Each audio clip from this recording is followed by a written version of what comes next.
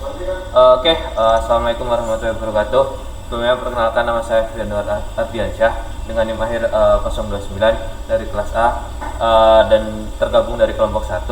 Di sini saya akan menjelaskan apa itu dari motor, dan yang akan saya jelaskan ini, yang pertama, materi yang pertama ada konsep dasar motor, yang kedua pengendalian arah dan kecepatan, yang ketiga kegagalan dan perawatan motor, yang keempat brushless motor dan komutasi, yang kelima kontrol listrik lanjutan, yang keenam datasheet, feedback, dan regenerative braking. Oke, masuk ke materi yang pertama, yaitu ada konsep dasar motor. Di sini motor listrik bekerja berdasarkan prinsip elektromagnetik. Ketika arus listrik mengalir melalui sebuah penghantar, akan timbul medan magnet di sekitarnya. Interaksi antara arus listrik dan medan magnet ini menghasilkan gaya yang dapat dimanfaatkan untuk memutar rotor dari motor. Hubungan antara arus, medan magnet, dan torsi inilah yang menjadi dasar kerja motor listrik. Dengan kata lain, energi listrik diubah menjadi energi mekanik berupa gerakan putar. Selanjutnya yaitu ada motor brush. Motor brush merupakan salah satu jenis motor listrik yang digunakan dalam berbagai aplikasi, contohnya di peralatan elektronik, mobil RC, dan sebagainya. Prinsip dari motor brush ini sendiri, di mana ketika tegangan DC diberikan pada brush, arus listrik mengalir ke belitan motor. Arus listrik ini memberi energi pada kumaran motor, menciptakan kutub magnet dan menyebabkan belitan rotor berperilaku seperti magnet. Akibatnya, kutub magnet mulai menolak dan menarik kutub magnet permanen yang membentuk stator, menyebabkan poros dari motor berputar. Selanjutnya ada struktur motor. Di sini ada 4 struktur motor. Yang pertama ada stator, bagian yang tidak bergerak yang menghasilkan medan magnet. Kemudian ada rotor, terdiri dari kumparan yang dililitkan di sekitar inti besi dan dikelilingi oleh magnet. Bagian yang berputar ketika dialiri arus listrik. Kemudian yang ketiga ada komutator, saklar listrik mekanis yang terpasang pada poros rotor.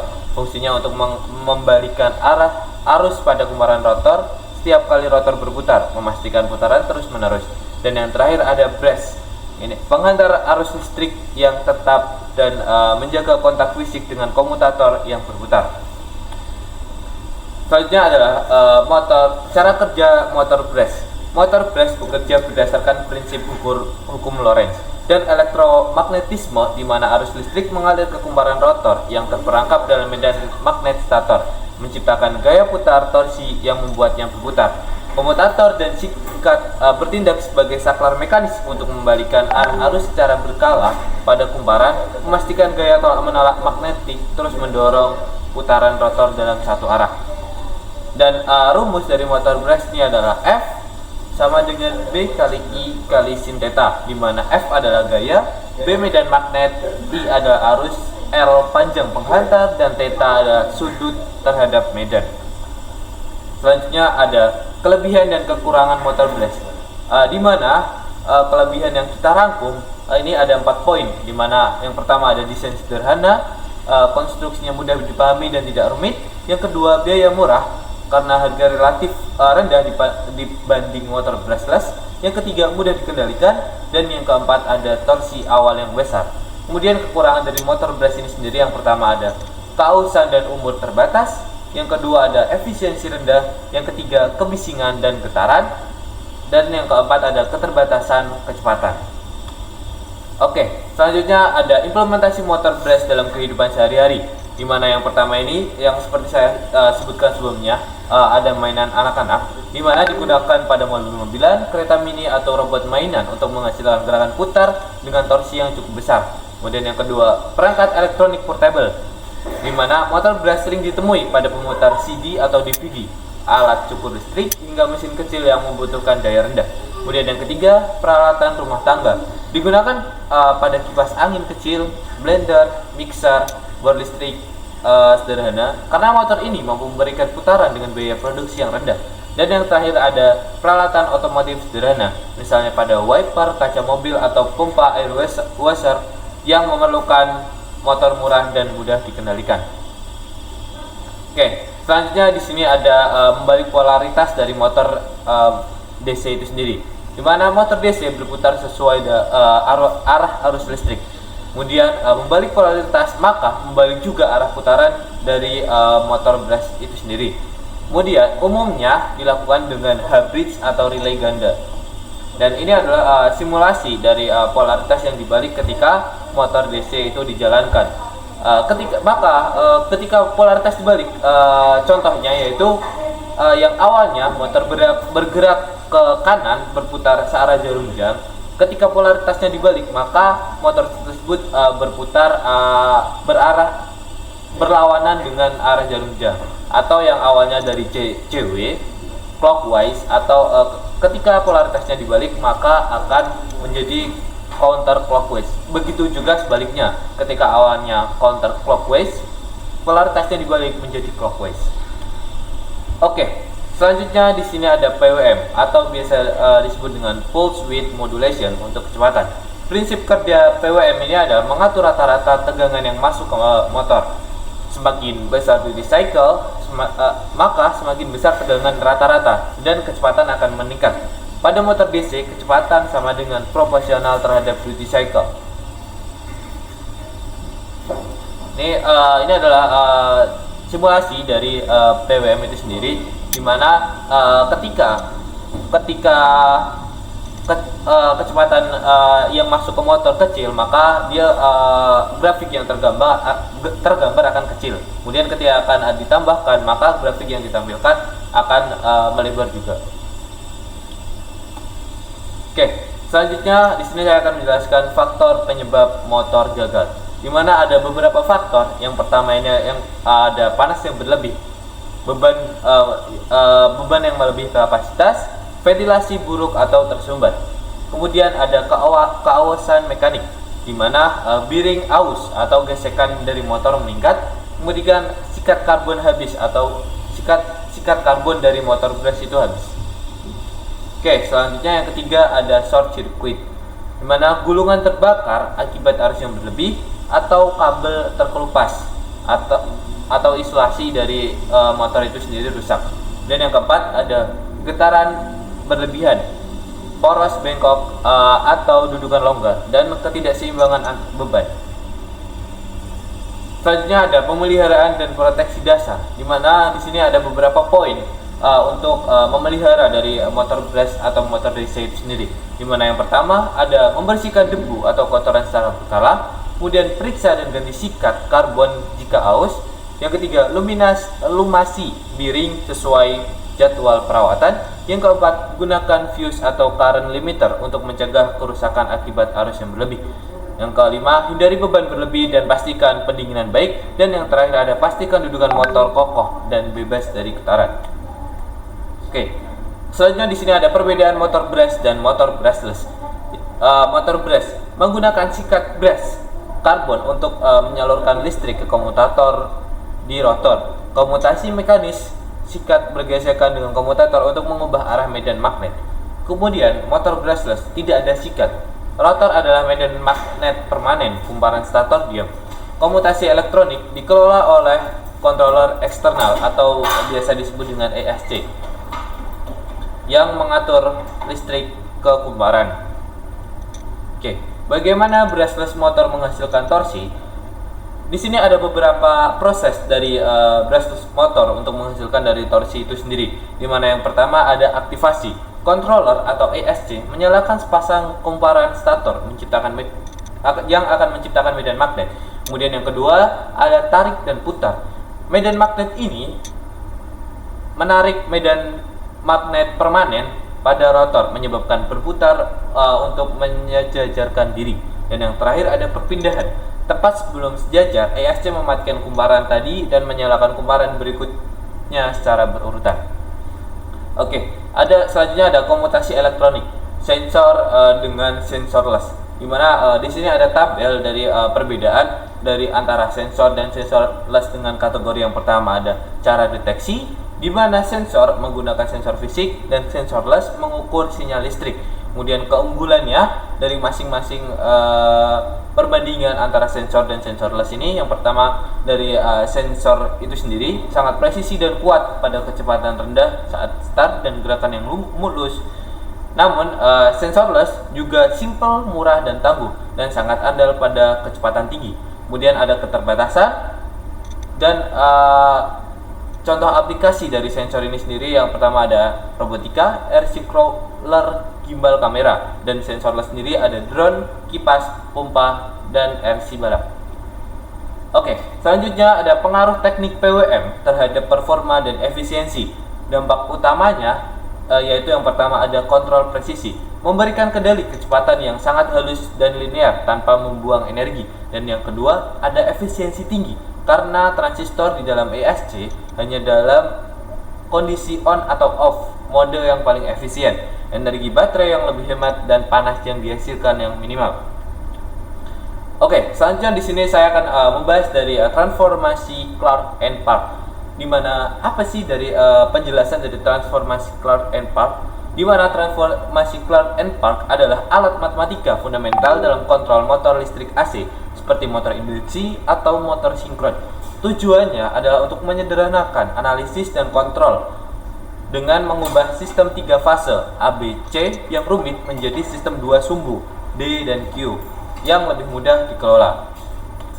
Konsep utama dari transformasi Clark and Park yaitu di mana transformasi Clark mengubah besaran 3 fase arus atau tegangan dari sistem koordinat stasioner A, B, C menjadi sistem koordinat 2 sumbu alfa dan beta yang juga stasioner. Ini sering disebut sebagai transformasi 3 fase ke 2 fase. Kemudian transformasi Park yaitu konsepnya yaitu mengubah besaran dari sistem koordinat stasioner alfa beta ke sistem koordinat 2 sumbu D dan Q yang berputar sama dengan flux rotor. Sumbu D atau direct sejajar dengan flux, sedangkan sumbu Q kuadratur tegak lurus terhadapnya. Transformasi ini mengubah besaran AC sinusoidal menjadi besaran DC yang membuatnya sangat mudah untuk dikontrol. Oke, di sini adalah simulasi dari komponen domain waktu dari sistem 3 fase, di mana dari 3 fase ini menghasilkan dari 3 gelombang sinusoidal, di mana ini sebelum diubah menjadi transformasi Clark and Park. Di sini awalnya 3 fase ini memiliki 3 sinyal sinusoidal, yaitu yang berwarna biru, hijau, dan merah. Oke, selanjutnya ketika transformasi Clark masuk, maka dari sinyal 3 fase tersebut diubah menjadi sinyal 2 fase, di mana yang biasa disebut dengan alfa dan beta. Di mana ketika transformasi Clark sudah berhasil dijalankan, maka yang awalnya sumbu atau ada 3 grafik sinusoidal kemudian diubah menjadi 2 sinusoidal. Kemudian yang terakhir ada transformasi Park, di mana mengubah dari grafik sinusoidal menjadi grafik searah, atau mengubah dari sumbu alfa dan beta menjadi sumbu D dan Q. Kenapa? Karena ketika sinyal dari sinyal dari sinusoidal diubah menjadi sinyal DC, karena supaya mudah dikontrol. Oke, selanjutnya timbul pertanyaan, mengapa arus sinusoidal optimal? Di sini arus sinusoidal ini yaitu naik, turun, ini menjadi sebuah satu siklus, di mana satu lembah dan satu bukit. Ini merupakan arus sinusoidal, dan arus DC itu sinyal yang lurus atau arus arah. Kemudian ada pertanyaan yaitu mengapa arus sinusoidal optimal? Di sini ada beberapa jawaban dari arus sinusoidal optimal. Yang pertama yaitu minim distorsi harmonik. Arus sinusoidal menghasilkan torsi yang halus tanpa ripple signifikan, sehingga efisiensi meningkat dan getaran berkurang. Yang kedua ada keserasian dengan medan magnet. Motor induksi dan PMSM dirancang bekerja optimal dengan medan sinusoidal. Arus sinusoidal memastikan pemanfaatan flux secara maksimal. Kemudian yang ketiga, reduksi kehilangan energi. Bentuk arus sinusoidal mengurangi rugi-rugi harmonik dan rugi panas atau E kuadrat R losses. Dan yang terakhir ada kesederhanaan kontrol. Dengan transformasi Park, arus sinusoidal menjadi konstan di koordinat D dan Q, sehingga kontrol berbasis PI lebih mudah diimplementasikan. Oke, selanjutnya ada Space Vector Modulation atau biasa disebut dengan SVM. Algoritma untuk kontrol modulasi lebar pulsa atau PWM yang digunakan untuk pembuatan bentuk gelombang arus bolak-balik atau AC. Paling sering untuk menggerakkan motor bertenaga AC 3 fase dengan kecepatan yang bervariasi dari DC menggunakan beberapa amplifier kelas D. Konsep utama SVM adalah mengubah representasi tegangan 3 fase menjadi satu vektor tunggal yang berputar pada sebuah bidang, yaitu bidang alfa dan beta. Inverter 3 fase memiliki 8 kemungkinan kombinasi pensaklaran, 6 vektor aktif dan 2 vektor 0. Oke, di sini ada simulasi dari Space Vector Modulation, di mana sistem awalnya yaitu sistem 3 fase biasa. Kemudian di sini ditunjukkan beberapa bentuk vektor dalam bentuk sinusoidal, dan vektor hitam ini yang awalnya tadi 3 gelombang, kemudian vektor hitam ini adalah vektor yang dihasilkan dari Space Vector Modulation. Jumlah vektor yang diperoleh dengan menambahkan 3 vektor seperti yang dilihat, besarnya vektor ruang selalu konstan. Oke.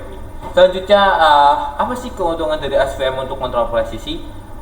Nah, di sini ada empat jawaban keuntungan dari SVM untuk kontrol presisi. Yang pertama yaitu ada distorsi harmonik rendah.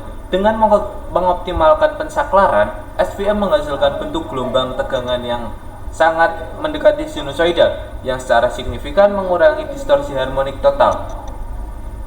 Hal ini membuat motor bekerja lebih halus dan efisien. Kemudian yang kedua ada efisiensi tinggi.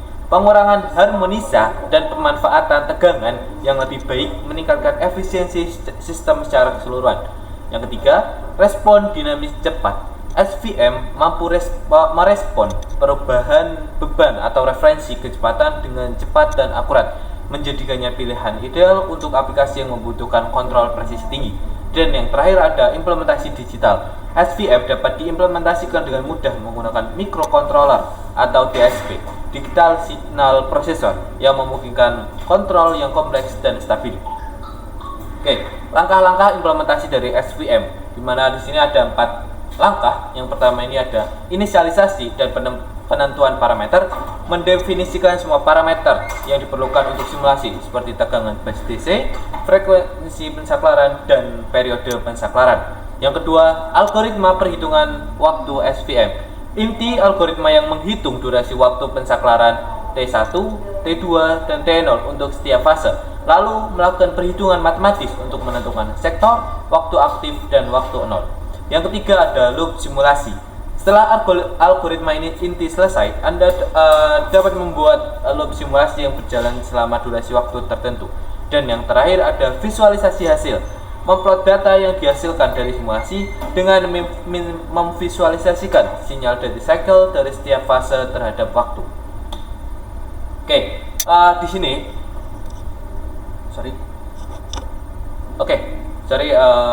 di sini ada implementasi. Di sini saya telah membuat implementasi dasar SVM dengan menggunakan simulasi Python. Di sini saya telah menggunakan beberapa program, telah membuat program implementasi dari dasar SVM dengan software dari Visual Studio Code dengan pemrograman Python. Di sini contoh contoh screenshot dari gambaran umum dari programnya, dan ini adalah hasil yang dihasilkan ketika program tersebut di-run. Oke. Selanjutnya di sini memahami datasheet motor dan parameter penting. Datasheet motor adalah panduan penting untuk mengintegrasikan motor ke dalam sistem robotika atau otomasi. Datasheet umumnya terbagi menjadi beberapa fungsional, di mana yang pertama ada dimensi dan informasi umum yang termasuk dari detail fisik seperti ukuran bingkai, poros, dan berat. Informasi ini penting untuk perencanaan mekanis. Yang kedua ada spesifikasi teknis, disajikan dalam tabel berisi parameter listrik dan mekanik utama seperti tegangan, arus, kecepatan, dan torsi. Dan yang ketiga ada kurva karakteristik, grafik visual, misalnya seperti kecepatan torsi yang menunjukkan performa motor di bawah berbagai beban. Oke, selanjutnya ada parameter elektrikal dan mekanikal. Kunci lebih dari sekedar angka. Analisis parameter datasheet mengungkapkan signifikasi operasional dari setiap nilai. Berikut adalah parameter kunci yang perlu dipahami. Yang pertama, ada tegangan yang berisi dari nominal voltage dan range voltage, kemudian arus, no load current atau arus tanpa beban, dan rate current atau arus terukur. Dan yang kemudian ada kecepatan, no load speed atau kecepatan tanpa beban, dan rate speed atau kecepatan terukur.